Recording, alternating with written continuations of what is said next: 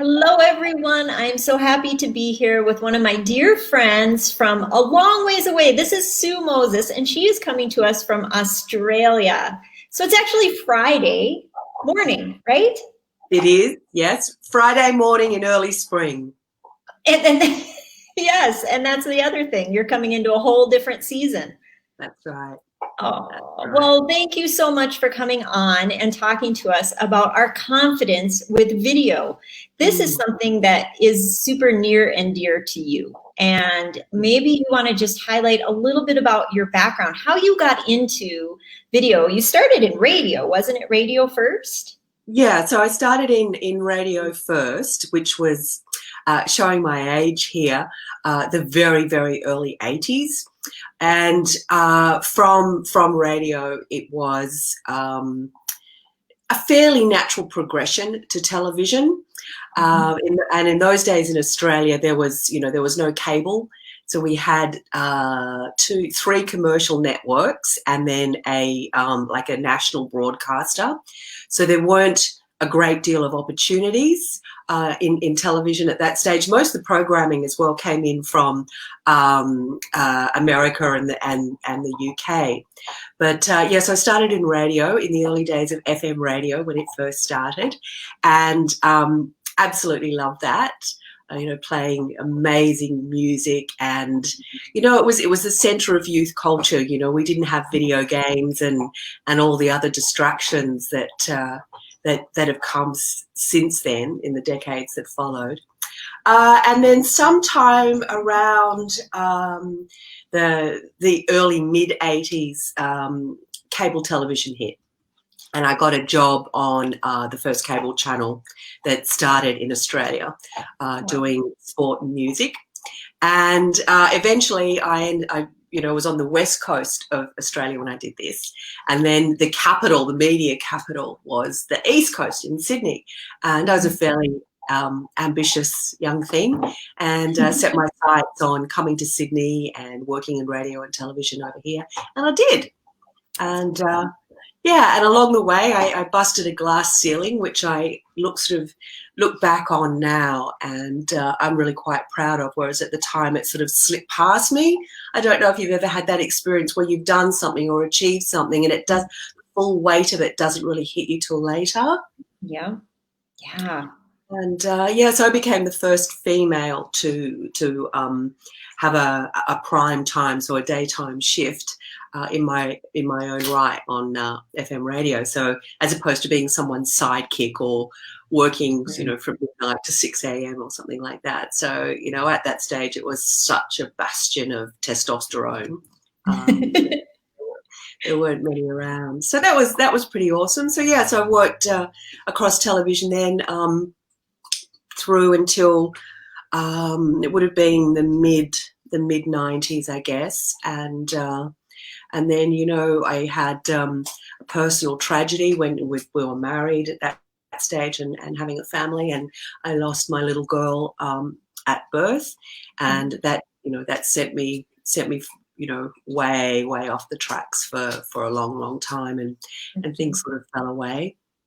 And anyway, sort of cutting that sort of part of my life short, contracting things. I tried a few different things once I came out of, once I finally had my children, and then my marriage failed, and then I guess probably it would have been 2016.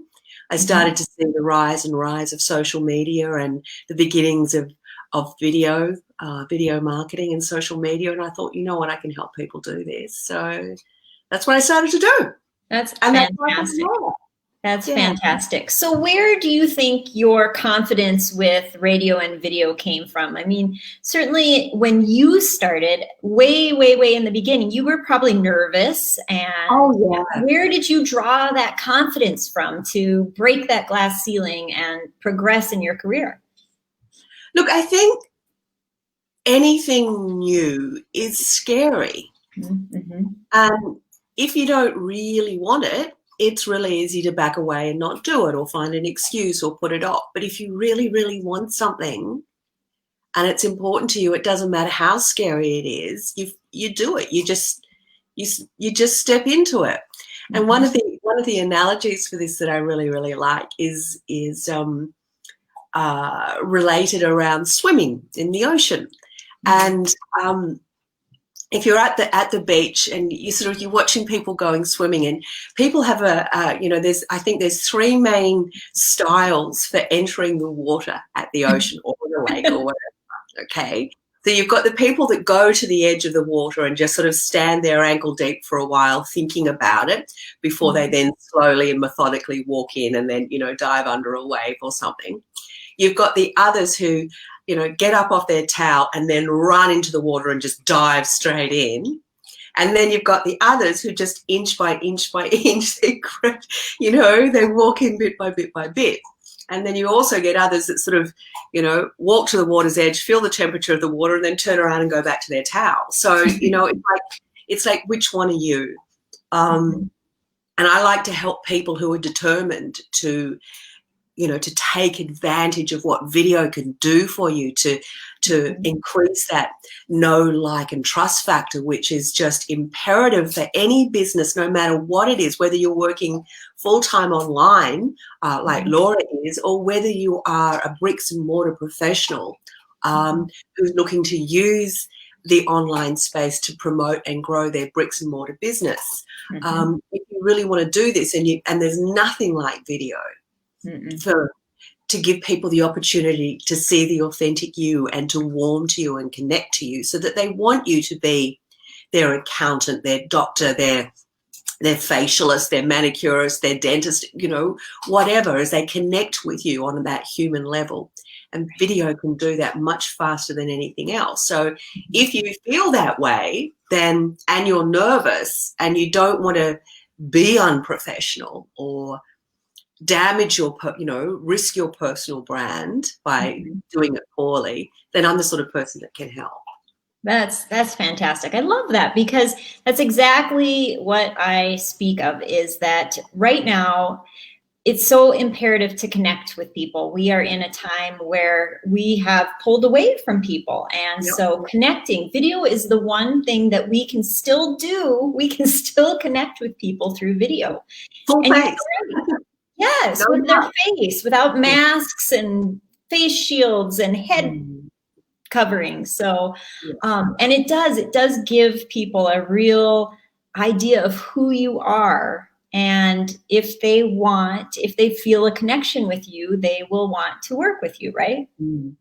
Absolutely. And they're drawn to you as well. And it's not so much that you're trying to become their friend or a guru or anything, but it's a connection. We crave connection. And when we have a connection with somebody, we feel special. And if we feel special with that person, we feel safe.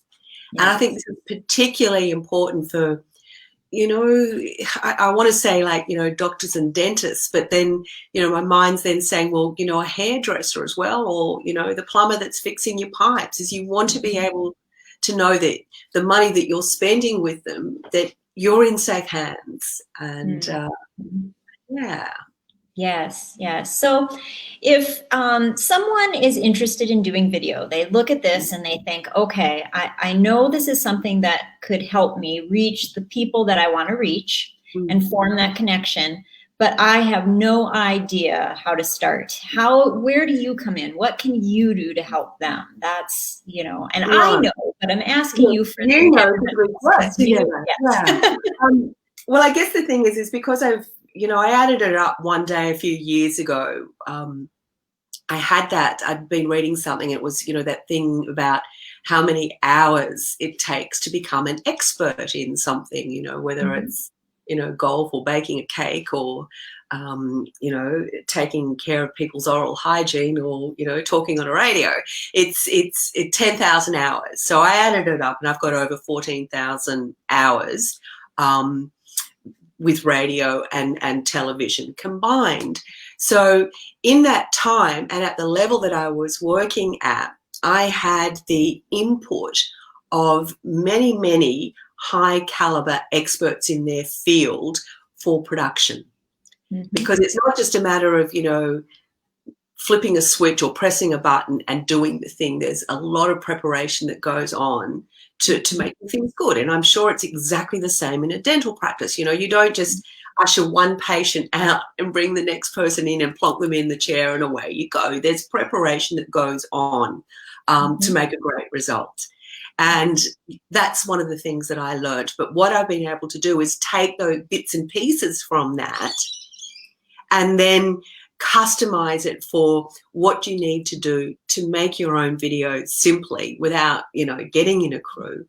And also how to make video work in social media, because the type of approach to making a video that's seen on a big screen, whether it's a television, you know, screen in a family, you know, in a family environment, or whether it's a movie, you know, a movie in a cinema or a corporate video in a boardroom, it's very, very different to making a video to be seen in news feeds, which is what you would be doing if you're promoting your dental practice. So I've been able to sort of to work with that as well and refine it and come up with a methodology. A lot of this also is backed up. One of the things I didn't mention, I've got a master's in communication, and my specialty within that postgrad degree was looking at interpersonal communication and in relationships. So that one-to-one communication as opposed to one-to-many. And social media video or any kind of social media communication is one-to-one. It's you having a relationship with your phone. So it's very different to how you would approach, you know, writing for a newspaper or writing for a television show that's going to be seen by mum and dad and 3 kids, maybe grandma as well. Anyway, I digress. So the things that I sort of inform people about is how to stand out in the news feed, because when people are on social media, they're scrolling and they have so much to choose from. It's not like they're looking at a menu in a restaurant and they're like, I'm really considering this. Or if they're watching a television show, to go back to that screen where they've got a remote in their hand and they'll give a program, you know, a few minutes or till the next commercial break before they decide, no, I'm not interested. When you're on when you're on your phone and you're looking at a news feed, you just, you know, you're making decisions in a fraction of a second. So what you need to do is to create a video that pops out, stands out, captures the eye, the human eye, and then is good looking enough and informative enough and entertaining enough to keep people's attention. So that's what I try and work with. So the things that you really need to think about there is colour and contrast and movement, because that's what captures the human eye, okay? So you need to have contrast between what you're wearing and your background. You need to have some pretty colours. Like look at Laura now, that beautiful blue behind her and the little pop of the pink light, and a beautiful face and a smile, okay? Yeah. So I've got a black shirt on. I've got a pale background and, you know, pale skin. So I'm looking for contrast here. I love wearing bright colours as well for video, even though that's not really what I might wear in real life. With photo, you know, it looks different. I love pale colours, but it doesn't really work on video. It doesn't sort of stand out. Excuse me. Try and stay away from patterns as well. It's very bitty. You've got to remember that your video is really small. So you need to do as much as you possibly can to stand out. So like Laura and I both, you can just see it's chest up. Don't be sort of trying to get some widescreen experience where you're standing up against your equipment or something like that, because you just look tiny. The most important thing in video is eye contact.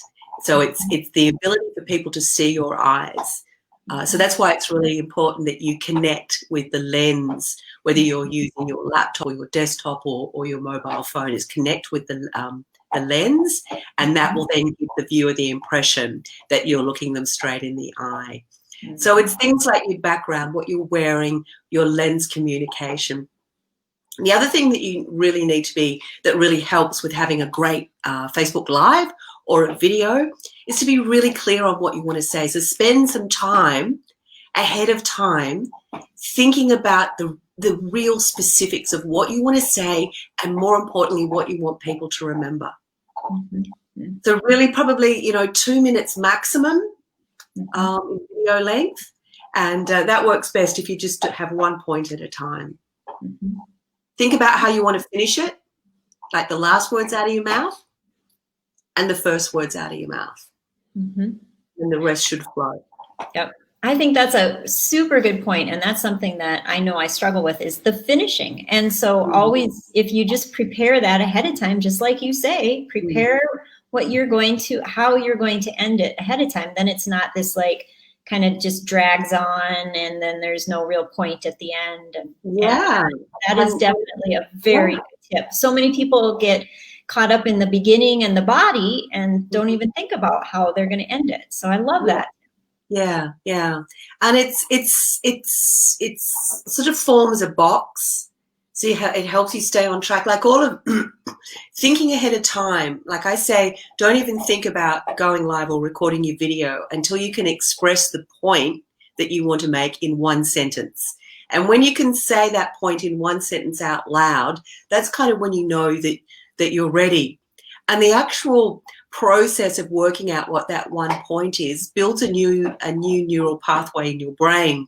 So what you want to say and your mouth, that's like a direct line, all the rabbit holes and false turns and sidebar thoughts are sort of blocked off. And then if you do get distracted by something, it's much easier for you to get back on track.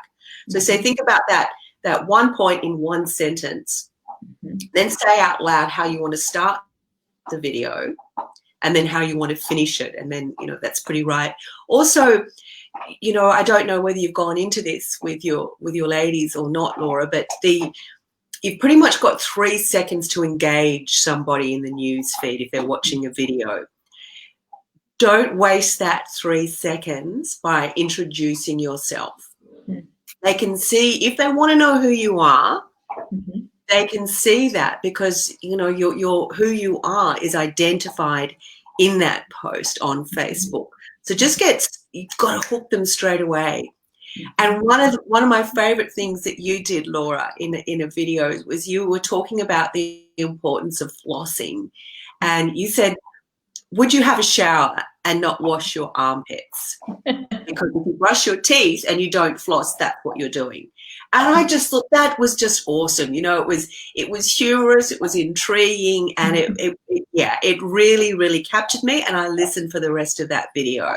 And that's the type of thing you wouldn't, whereas if you'd said, it's really terrible that one of the greatest flaws in people's oral hygiene is their failure to floss, and it's they're leaving behind debris. It's like, oh God, So if you can think of a good analogy or something like that, and just bam, it's like, okay, what you got to say? It's sort of like that first 3 seconds is sort of like your headline in a written article. It has to be something, right? Doesn't that sort of how those first 3 seconds? Yeah, really, really good way of thinking about it. And as I said, it's just, excuse me, just getting over some bronchitis. It's just, it's a total waste of time to introduce yourself. And I see so many people doing it. It's, it's not necessary. It really, really isn't. And if you want to say your name and who you are and who you help, then you do that towards the end. If you want it, like if you really love, if what lights you up in your practice is working with children, or working with people who have extreme dental phobias, or people who have complex dental histories, or whatever it is like if there's something that you really, really love doing, and I'm sure that Laura's spoken to you about the power to connect with the people that you love working with by being on social media, call that out in your video towards the end, as you can say, you know, I'm Dr. Sue, and you know, I just love working with preschoolers in my practice. So, you know, and giving them a fabulous first experience of dentistry, or visiting the dentist or something like that. And you can find me in the downtown plaza. Yeah, something like that. Yeah, that's nice. I like that. How do you feel about, you know, when we're on social media and sometimes we get people commenting or those little hearts going up, or, you know, how do you feel about acknowledging those during your video? What's your personal opinion on that? Yeah, look, it's super important to acknowledge and respond to any comments that you get on a post, whether it's, you know, a written post or a photo or anything like that, because the algorithm then will see that people think that there's value to it, and they'll share it to more people. And I see a lot of people in bricks and mortar businesses who don't have that depth of understanding of social media and how it works, like Laura and I do. And they miss opportunities because they don't respond to comments. So that's why a lot of people say that even a negative comment is a gift, because it's giving you the opportunity to respond with class and finesse, and also it's opening up your post to a wider audience as well. If you are doing a live, I always suggest that you wait till an appropriate time in that live before you respond. Think about any live that you do, any communication that you do with video in the newsfeed, as being very similar to having a face-to-face conversation with someone. So if you were at a party or at a conference and talking to someone, and someone walked in that you wanted to acknowledge, you wouldn't stop talking to the person that you were talking to and then start talking to the other person. You might sort of give them a little nod, or, you know, lift your finger or something like that to acknowledge them, but you would finish what you were saying to the person that you were talking to. And then at an appropriate point you would say, oh, look, excuse me, I've just seen, you know, so-and-so, and I must catch up with them, but, you know, you would do it appropriately. Right. And personally, I think it is incredibly annoying to see people doing lives and they're saying something and I'm like, yeah, there's a lot of value here. And then they're going, oh, hi, Jane. Oh, thanks for watching, Ju. You know, it's like, oh, just, you know, say whatever it is that you want to say. So usually, and this, once again, is if you've prepared, it's easy enough to do this. You have a certain flow to what you want to say. And when you finish what you want to say, you can then, hi, I know, you know, great to see you, Jane. Oh, look, that's a really interesting point that you brought up, Jim, about da-da-da-da-da-da-da. And then you respond to that, and then you go, and then the next step that you would follow is blah, blah, blah, blah, blah, blah, blah, blah, blah. So just take your times with that.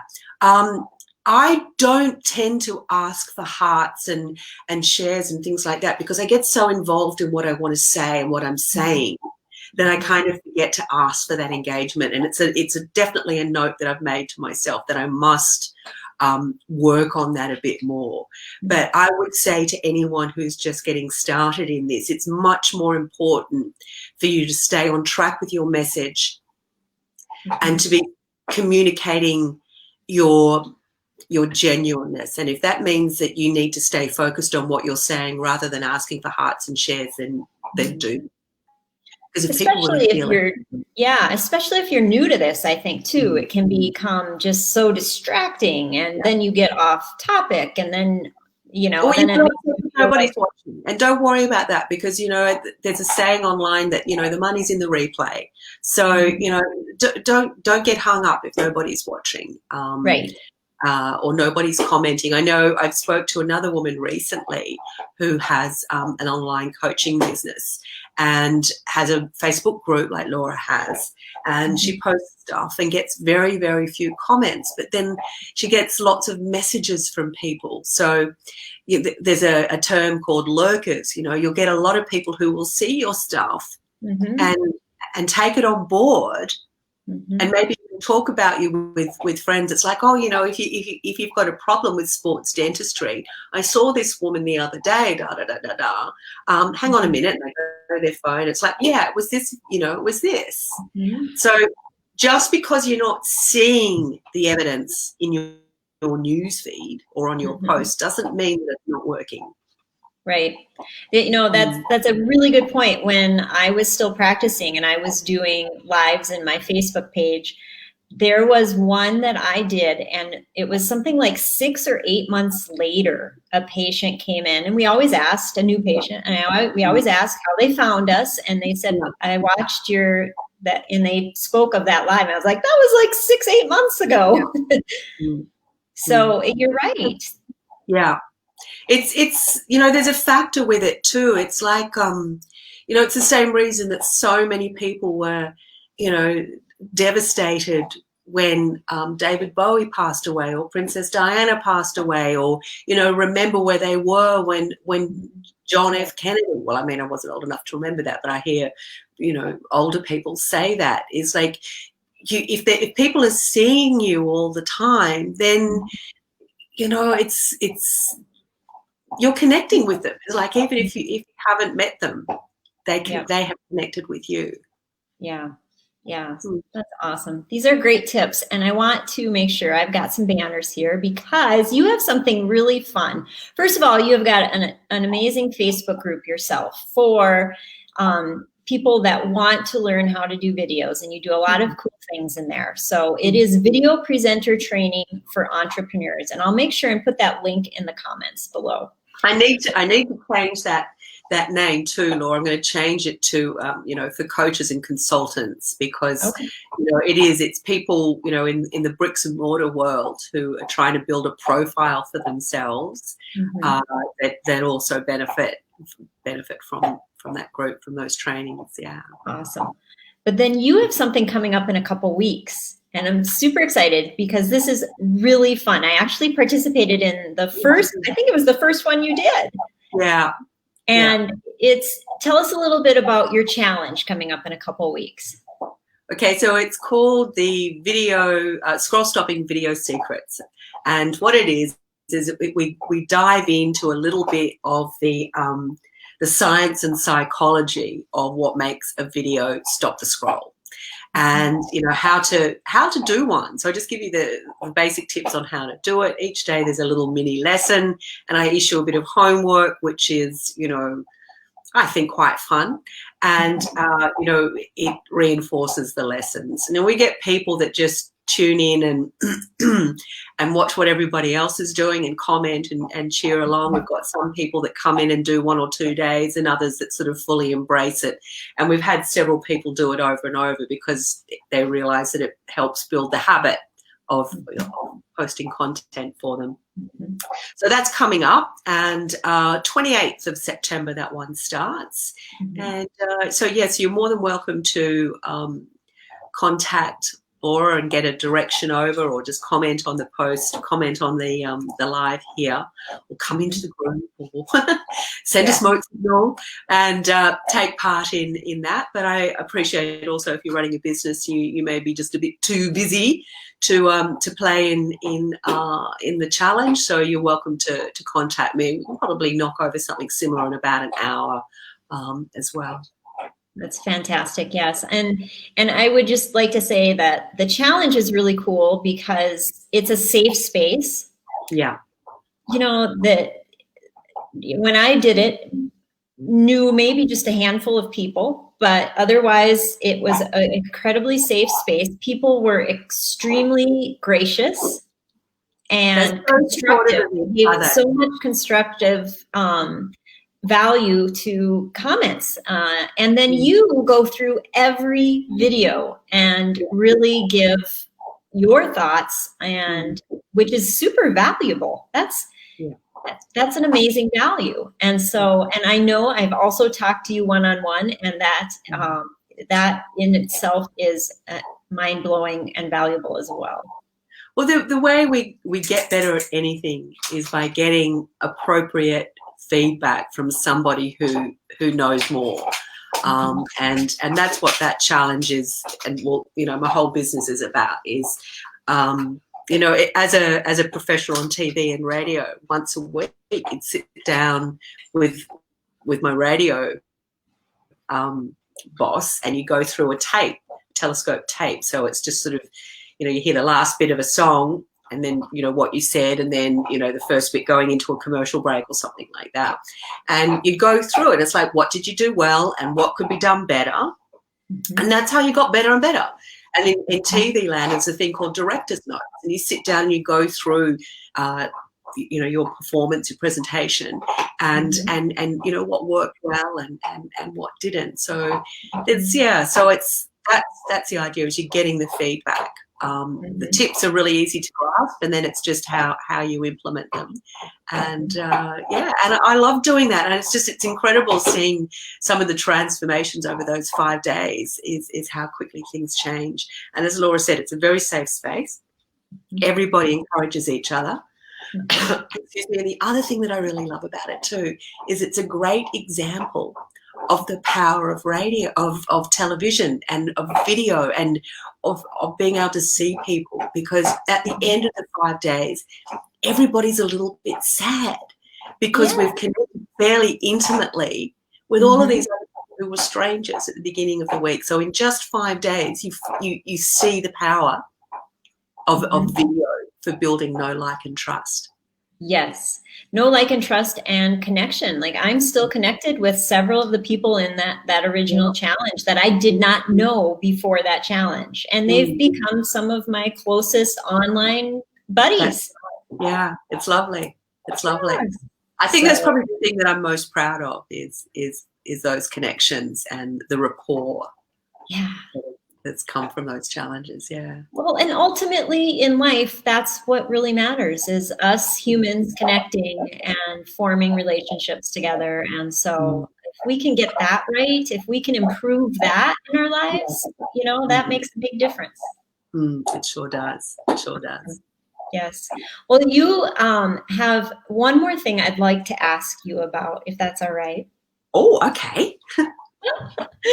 And that is, you survived a helicopter crash. I would love you to just visit with us about that, because, I mean, not too many people can say that. Look, the funny thing about that, there was many funny things about that, and that really is probably, you can say that now. Yeah. One of my main things in life is my main mantras, or I don't know what you'd call it, but it's like, I think I have learned that if you have a good sense of humor, anything is survivable. You know, you can endure anything if you can keep your humor about you. So usually when you say to people a helicopter crash, people think, you know, twisted metal and flames and explosions. It wasn't like that. What it was an engine failure. So at the time I was doing traffic reports for the breakfast show at this particular radio station, and we had an engine failure. We were at about 2,000 feet, I guess, about 2,000 feet. And it was fairly early in the morning, so it was, you know, a bit grey and what have you. And when I first started this job, the pilot had said to me, so, you know, you're going to have, so this was before, so this is when I met the pilot prior to starting the job. And he took me for a flight. So this is good preparation here. And he said, look, so you're going to have a lot of people who are going to say, oh, my God, helicopters crash, blah, blah, blah. So I want to show you what it would be like if we were to have a problem. And what they do is a thing called an auto rotation. Now, an auto rotation is when they do a controlled spiral. And by doing a controlled spiral, they keep air moving over the rotors. So rather than just going like straight to the ground, they can, you know, with skill, get to the ground. So he showed me what that was like. And so we were up at, you know, whatever elevation, turned off the engines and, you know, did the rotation. All good. Wow. So did you get sick doing that? Did that make you motion sick? No, it didn't. Okay. No, it didn't make me motion sick, because it's not like, oh, it's gentle. That. You know, you did get a bit of that with just natural turbulence, because it was a very small helicopter. It wasn't like some, you know, big thing that you see in the movies that could fit 6 people. It was just 2 people, and it was tight. It was a tight fit. because, helicopters don't come cheap. So, so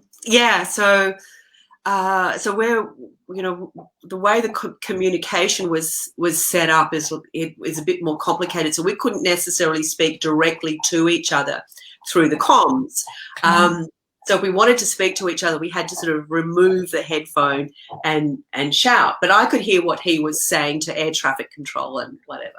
So anyway, I'm, eyes to the ground looking at the traffic flow, and he's flying the helicopter, and then all of a sudden there's a boom and, just a slight change to everything. And I could feel the tension go through his body. And anyway, so, yeah. The engine had failed. So he has what you do with emergency calls. There's like the SOS, the ultimate, but just which means imminent loss of life. And then there's a step below that, which is a PAN call, PAN, PAN call, which means dire situation, potentially loss of life. So he did a PAN call. Now, the important piece of information here is that my helicopter pilot was Scottish, so he had a fairly thick Scottish accent. That is a tough accent. So he's got on to air traffic control, and he's gone, Alpha Bravo Charlie, blah, blah, blah, blah, blah, PAN, request, da, da, da, da, da. And anyway, so the air traffic control has come back, Alpha Bravo, blah, can you repeat, please? Because they haven't understood what he said. And he's come back in his thick Scottish accent and gone, we're fucking crashing,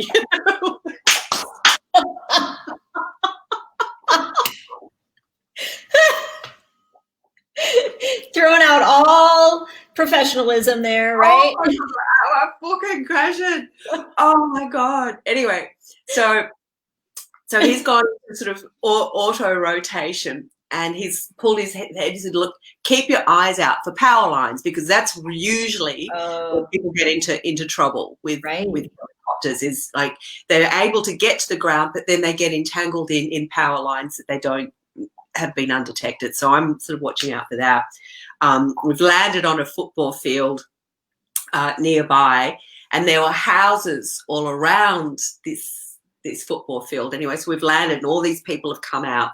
And of course, this is the day that I have crawled out of bed at 4 a.m. and rather than getting respectably dressed, I've got old track pants on. And all these people come out, they, what's going on, are you all right or whatever. And I can remember this one kid said to me, well, what happens now?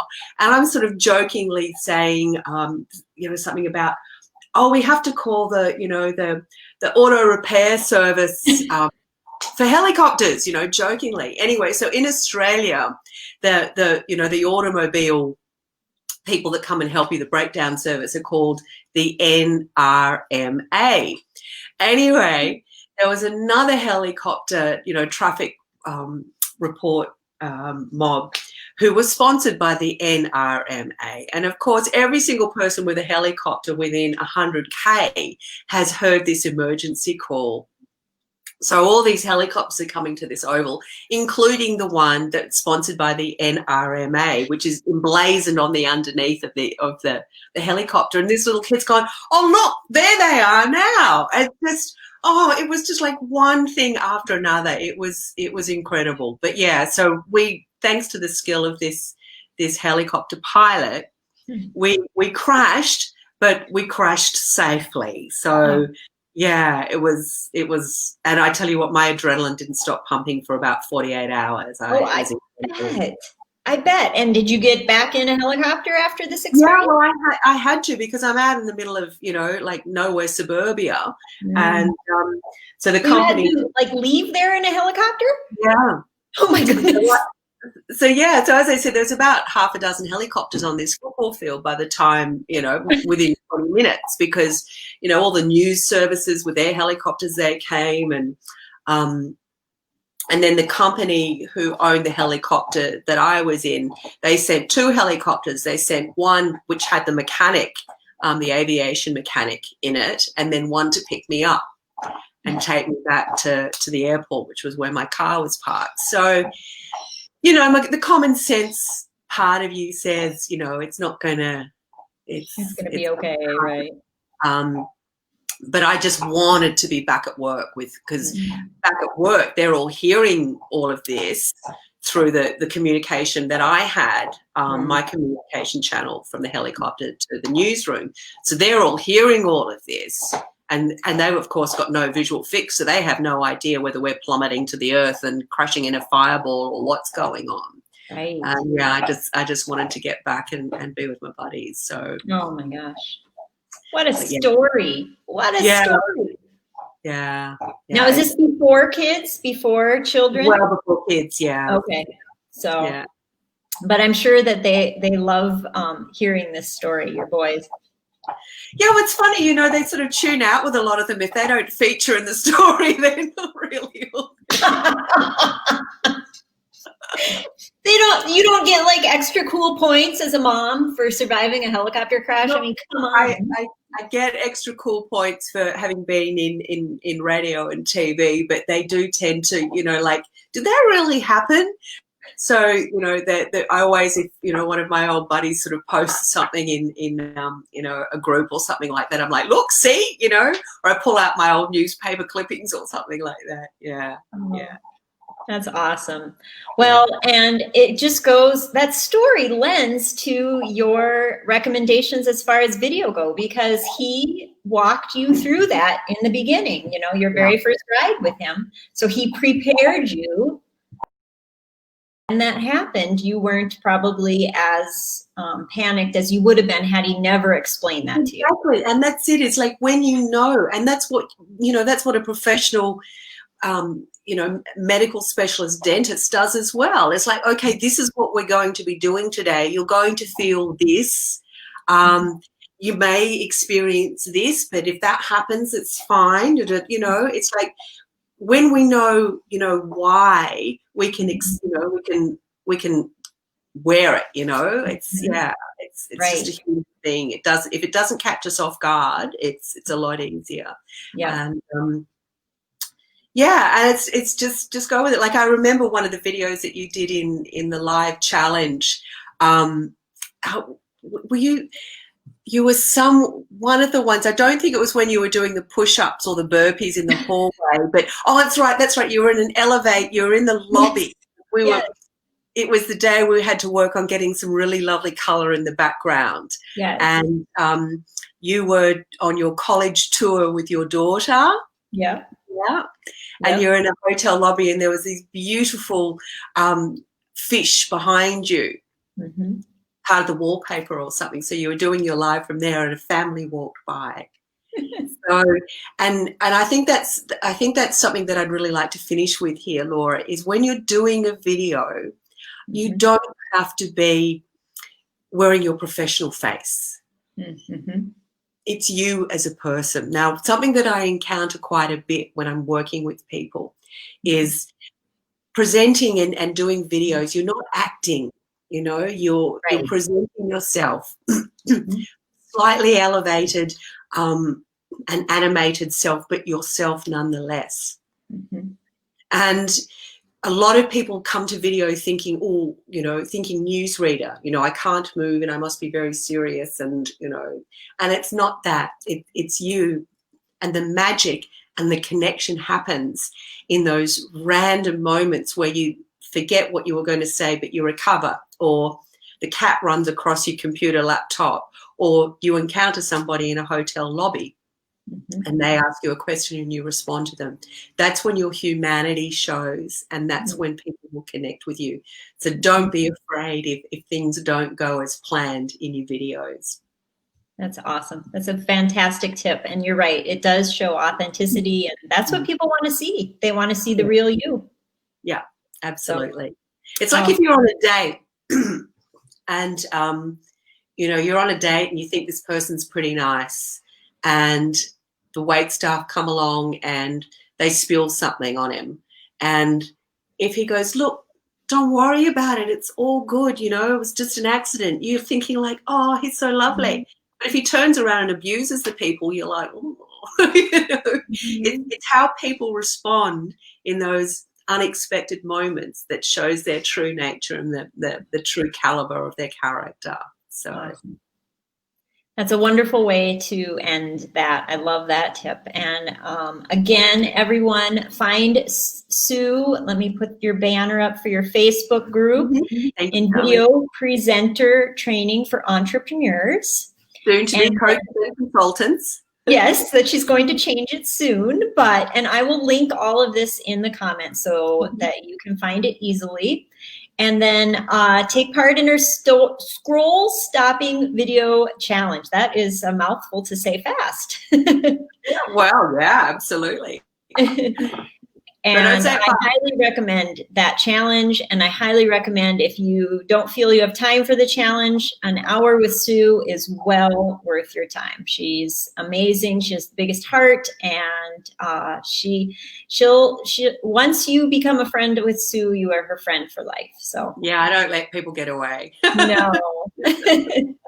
Awesome. Thank you so much, Sue. Is there anything else you want to leave us with today? Have a lovely, lovely day, and make a stranger smile. There you go. Oh, I love it. Perfect. All right. Cheers, everyone. Bye.